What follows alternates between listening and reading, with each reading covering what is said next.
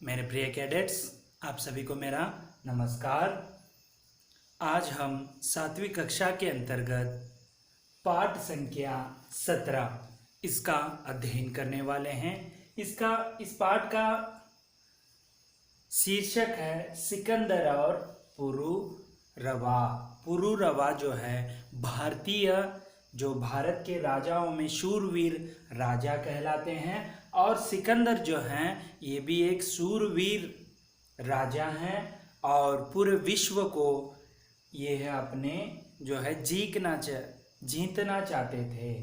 तो इन दोनों को किस तरह आपस में जो है रूबरू होता है, और पुरुरवा का जो शौर्य देखकर, वीरता देखकर सिकंदर जो है किस प्रकार जो दोनों में मित्रता होती है, पहले दुश्मन थे किस तरह मित्र होते हैं, यह पूरी जो जानकारी इस पाठ के अंतर्गत है। यह एक एकांकी है, एकांकी यानी एक अंक वाला।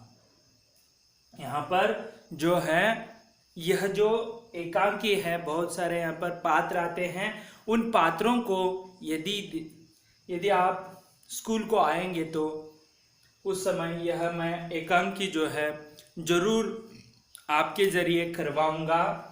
और यह एक संकलित से लिया गया है, सिकंदर और पुरुरवा। सिकंदर यानी जो है हिंदी में कहते हैं इसे अलेक्जेंडर भी कहते हैं, जो पूरे विश्व को जो है अपना राज्य स्थापना करना चाहता था और जीतना भी चाहता था। एक कहानी भी है सिकंदर की, यानी उसके पास विजय की जो रेखा है वह नहीं थी। भविष्य जो कहने वाले उसे कहा था कि आप पूरे विश्व को नहीं जीत पाएंगे, वह रेखा नहीं है। इन्होंने एक बार क्या किया, उस रेखा को अपने चाकू से लेकर उस रेखा को खींच लेते हैं। तो अभी बताओ, मेरे हाथ में वो लकीर है, मैं पूरे विश्व को जीत पाऊंगा। जो जीतने का जो हौसला है सिकंदर में है, उसी भांति यहाँ भी जो राजा हैं पुरुरवा, जो भारत के एक शूरवीर हैं, दोनों वीरों की किस तरह रूबरू होती है इस पाठ के अंतर्गत है। तो यहाँ पर देखेंगे, यहाँ पर यह एक ऐतिहासिक एकांकी है। यह एक कैसी है, ऐतिहासिक यानी इतिहास से संबंधित है। इसमें पुरु राजा की वीरता देखिए, भारतीय जो राजा है पुरु राजा की वीरता को दिखाया गया है। देशभक्ति, जो देश के प्रति किस प्रकार भक्ति होती है, देश प्रेम, देशभक्ति एवं एकता को चित्रित किया गया है। ये राजा जो है, यहाँ पर जितने भी विदेशी जो राजा महाराजा यहाँ पर जो है आक्रमण करने के लिए आए थे, वे सभी यही सोचकर आए थे कि यहाँ पर फूट ज़्यादा है, राजनीति ज़्यादा चलती है, आपस में मेलझोल नहीं है, इसके कारण हम आराम से इन राज्यों को जीत सकते हैं। इसका सजीव उदाहरण है ब्रिटिश सरकार, जो अंग्रेजी हमारे ऊपर जुल्म किए, वो उसका कारण यही है कि एकता में वहाँ पर अभाव था। तो यहाँ पर एकता को चित्रित किया गया है।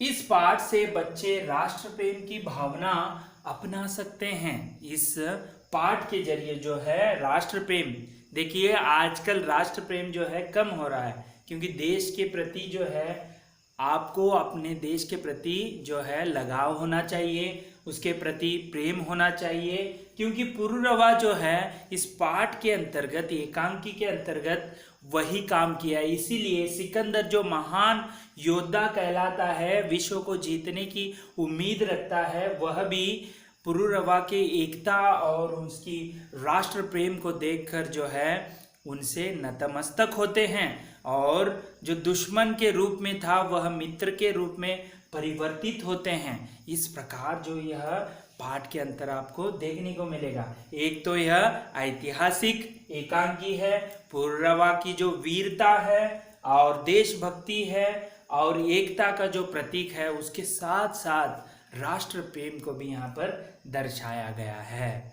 तो ऐसी रोचक जो एकांकी को आपके पाठ्य पुस्तक के लिए लगाया गया है। यह जो पाठ है वह संकलित संग्रह से लिया गया है। तो पहले हम इस एकांकी को पढ़ने से पहले यहाँ पर आप देख रहे हैं कि चित्र है, यहाँ पर पुरुरवा है, पुरु राजा है, और यहाँ पर जो है सिकंदर जो अलेक्जेंडर है वह है। दोनों ही सूरवीर हैं। एक तो वह जीत गया है, दूसरा हार गया है, लेकिन हार कर भी जीत उसकी हो गई है। तो यहाँ पर स्थान है, पहले एकांकी हो, नाटक हो, तो वहां पर स्थान को महत्व दिया जाता है। सिकंदर की सेना का शिविर है। सिकंदर की सेना का शिविर, शिविर यानी छावनी, छावनी या कैंप कहते हैं, जहां सिकंदर जो है वह रुका हुआ था। जहां भी ये युद्ध करते जाते हैं अपने साथ खाने पीने का, और जो टेंट कहते हैं कैंप की तरह, जो जीत कर जब थक जाते हैं तो रात्रि समय होता है तो वहाँ पर टेंट डालकर या छावनी डालकर, शिविर डालकर रुके होते हैं। राजा महाराजाओं के लिए आसन होता है, वहाँ पर भी तुर्त सभाएं होती हैं, अगले युद्ध के बारे में योजनाएं की जाते हैं। तो स्थान को देखना, पहला यहाँ पर क्या है, सिकंदर की सेना का शिविर जो आप देख रहे हैं, पूरा कैंप जो टेंट डाला हुआ है। यवन सेनापति यानी जो बंदी पुरुराज के सेनापति हैं, और उसके साथ साथ बंदी पुरुराजा के साथ प्रवेश करता है। यहाँ पर जो है यह माहौल है, पहले इसे आपको ध्यान में रखना है। यानी यहाँ पर पूरा जो युद्ध हुआ है, उस युद्ध में पुरु राजा जो है संपूर्ण रूप से हार गए हैं। और जो कहानी को आपको याद रखना है, युद्ध किया है भारत के ऊपर, जो अलेक्जेंडर या सिकंदर कह लीजिए, वह जीत गया है और शिविर में वह आराम से बैठा हुआ है। वहां पर जो है बंदी पुरुराज बंदी हैं, तो हाथ में बेड़ियां भी होती हैं। तो उस रूप में जो है इसको बुलाया गया है, और यहाँ पर जो है अभी प्रवेश करता है। यह कहानी का जो है पहले एकांकी का भाग है, यह पूर्व पीठिका है, इसे आपको ध्यान में रखना होता है। तो अब हम आगे बढ़ेंगे। दोनों के बीच जो है संवाद होता है। पहले वहाँ पर जैसे ही प्रवेश करते हैं तो वहाँ पर थोड़ा बहुत बातचीत होता है, सेनापति क्या कहता है, और राजा महाराजाओं और सिकंदर और पुरुराज के बीच क्या बातचीत होती है, यहाँ पर अभी हम प्रारंभ करेंगे। तो आपको पता चला ये सिकंदर का शिविर है, वहाँ पर सेनापति के साथ साथ यहाँ पर जो पुरुराजा का बंदी पुरुराजा जो है प्रवेश होता है। तो आगे किस प्रकार बढ़ती है संवाद देखेंगे। तो देखिए यहाँ पर सेनापति, सम्राट की जय हो। सेनापति जो है अपने साम्राज्य को, सम्राट को वह क्या कह रहा है, सम्राट की जय हो। देखिए विश करना पड़ता है क्योंकि वो उनको गौरव प्रदान करना होता है। तो सेनापति जो है उसे बंदी बनाकर लाया है पुरुराज को, तो यहाँ पर कह रहा है कि सम्राट की जय हो। तो जय किसको लगा रहा है, वो किसके नारे लगा रहा है, जो अलेक्जेंडर या सिकंदर की जय जयकार लगा रहा है। तो मैं यह पुरुराजा जो शूरवीर है, सिकंदर भी कुछ कम नहीं था, क्योंकि उसकी कहानी बताना बहुत ही जरूरी है। तो आपको राष्ट्र प्रेम के जो पुरुराज का बारे में पता चलेगा, उससे पहले जो विरोधी है, प्रतिद्वंद्वी है राजा, उसके भी बारे में जानना बहुत ही जरूरी है। तभी तो आपको पता चलेगा कि पुरुराज की महत्ता कितनी बढ़ती है उसकी राष्ट्र प्रेम के वजह से। सिकंदर जो है बहुत ही सूरवीर था, और उसके गुरु, सिकंदर तो हिंदी में अरस्तु होता है, यदि सिकंदर को अलेक्जेंडर कहते हैं तो उसके गुरु का नाम अरिस्टोटल था। ये अंग्रेजी में कहते हैं सिकंदर, उनके गुरु अरस्तु थे। सिकंदर का एक ही जो है उन्हें पूरी तरह से जो है गुरु का जो जितना भी ज्ञान है जो अरस्तु ने इनको दे दिया था, और एक बार जो है इनका यही मकसद था कि पूरे विश्व को जो है अपने काबू में करना, जीतना। तो सिकंदर एक बार ऐसे ही जो विश्व को जीतते समय एक बार एक नदी आ जाती है। उस नदी बहुत ही तेज बहाव होती है और सिकंदर के जो सेनापति हैं, सैनिक हैं, वह डर जाते हैं कि वह आगे बढ़ने में उस बहती हुई तेज से बहती हुई नदी को पार करना उन्हें बहुत ही डर लगता है। तब सिकंदर अपने गुरु से कहते हैं, अरे अरस्तु यानी अरिस्टोटल भी उनके साथ होते हैं, गुरु का मार्गदर्शन हमेशा रहना है।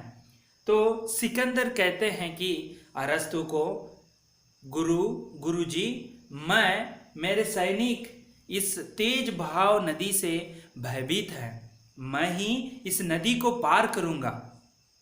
जब मैं पार करूंगा तो मेरे सेना भी जो है भयभीत से वह निकल जाएंगे, क्योंकि राजा ही तैर कर वहां पर गया है, तो सैनिक भी जो है अपने आप जा जाएंगे।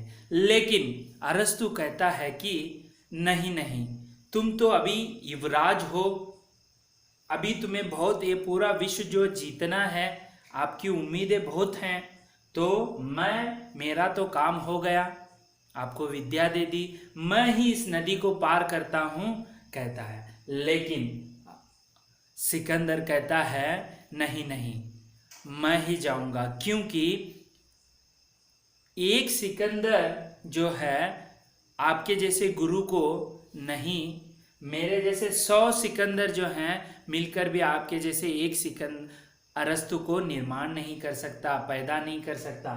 लेकिन आप रहने से एक अरस्तु 100 सिकंदरों को पैदा कर सकता है, बना सकता है, मार्गदर्शन दे सकता है, मेरे जैसे बना सकता है।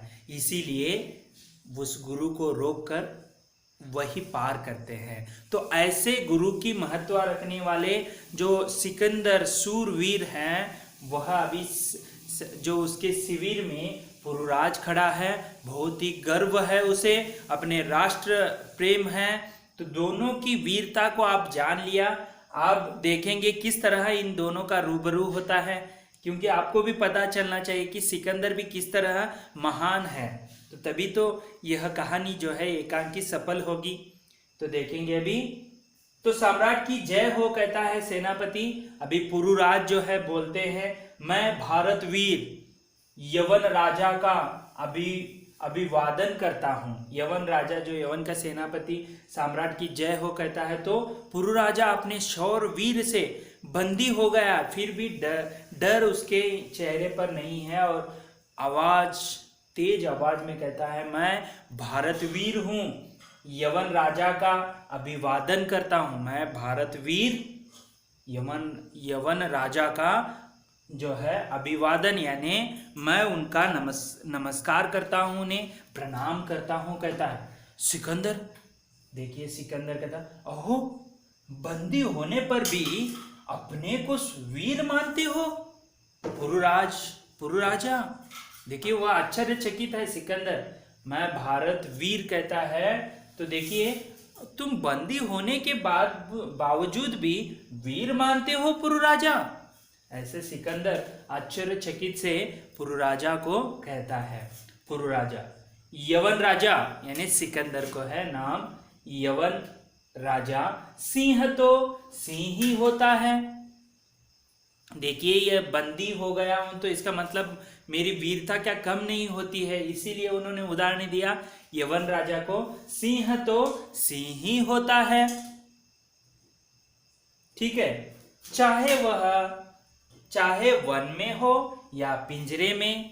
देखिए कितना अच्छा उसे जवाब देता है सिकंदर को कि सिंह तो सिंह ही होता है, क्योंकि वह चाहे वन में हो या पिंजरे में हो, जय या पराजय, तो उससे भी कहता है मैं जय हूं या पराजय हूं, राजा वीर तो वीर ही रहेगा, हर स्थिति में वीर वीर ही होता है। देखिए जो सिकंदर उसे कह रहा था कि आप तो बंदी बन गए और अपने को खुद को वीर मानते हो। तो वो कहता है सिंह तो सिंह होता है, चाहे वो वन में हो या पिंजरे में। इसीलिए जय हो या पराजय, मेरा जय हो या पराजय, वीर तो वीर होता है। कितने जो हैं, कितनी वीरता की, धैर्य की, जो एक बड़े साम्राज्य के सामने दूसरा जो राजा है वह किस तरह बात कर रहा है, जो अपनी शूरवीरता को दिखा रहा है बंदी होते हुए भी। आगे देखिए, सिकंदर व्यंग से हंसते हुए, व्यंग की हंसी के साथ हंसते हुए थोड़ा सा, क्योंकि उसे वह बंदी है, उसके बातों से क्या लेना देना है। व्यंग की हंसी के साथ, मेरी मैत्री संधि को अस्वीकार करने से तुम्हारा क्या तात्पर्य है पुरराज। देखिए वह कहता है कि मेरी मैत्री संधि, देखिए सिकंदर भी जो है पूरे समय यह हर बार युद्ध नहीं करता, उसके लिए वह पहले मैत्री संधि को पूछते हैं, क्योंकि मैत्री संधि कर लिया तो लेकिन पुरराज जो है अपने शूरवीरता के कारण वह अस्वीकार करने से तुम्हारा क्या तात्पर्य है। तात्पर्य ने जो कारण क्या है, पुरराज से पूछता है। मैंने मैत्री संधि भेजी थी, उसे तुमने अस्वीकार किया, इसका तात्पर्य कारण क्या है करके जो है सिकंदर किससे पूछते हैं, पुरराज से पूछते हैं। तो इस तात्पर्य, तो मैत्री संधि को अस्वीकार करने की जो तात्पर्य है, इसे हम वह किस तरह उसे उत्तर देता है पुरराज, जो सिकंदर व्यंग के हंसी में वह कहता है कि मैंने मैत्री संधि भेजी, तुमने स्वीकार नहीं किया, इसका कारण तात्पर्य क्या है, यह पूछने पर उसे किस तरह सिकंदर को पुरराजा उत्तर देता है, क्यों अस्वीकार किया, वह सभी हम अगले वीडियो में देखेंगे। तब तक के लिए धन्यवाद। आपका दिन मंगलमय हो।